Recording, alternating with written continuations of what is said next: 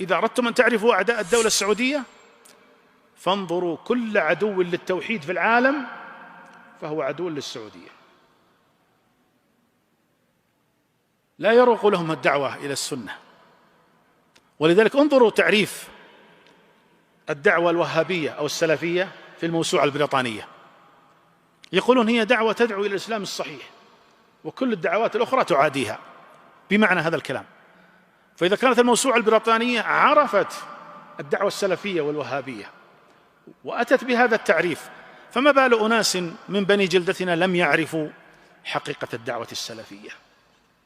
ولذلك الآن الغرب والأعداء بصفة عامة لا يهمهم وجود الإخوان المسلمين أو التبليغ، بالعكس هذه تخدم أجنداتهم، بل يدعمونها لوجستيا وماديا ومعنويا وكل وسيلة.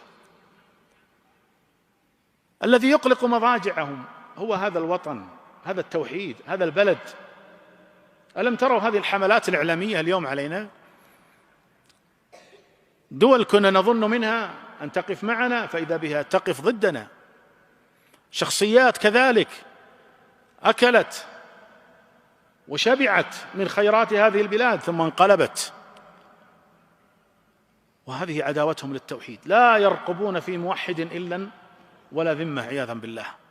فنحن أمام مخطط خطير وتنظيم هرمي كبير لم يولد الليلة، من 80 عام وهو يعمل ويحاول على أن يفتك بهذا البلد. ولذلك دخلت علينا هذه الجماعات كجماعة التبليغ وجماعة الإخوان من 60 سنة أو ما يقارب ذلك، أرادوا الفتك بهذه البلاد، لأنهم يعلمون أن المملكة العربية السعودية لن تسقط إلا إذا هدموا القاعدة التي قامت عليها المملكة العربية السعودية وهي التوحيد، فهم اشتغلوا بالتوحيد.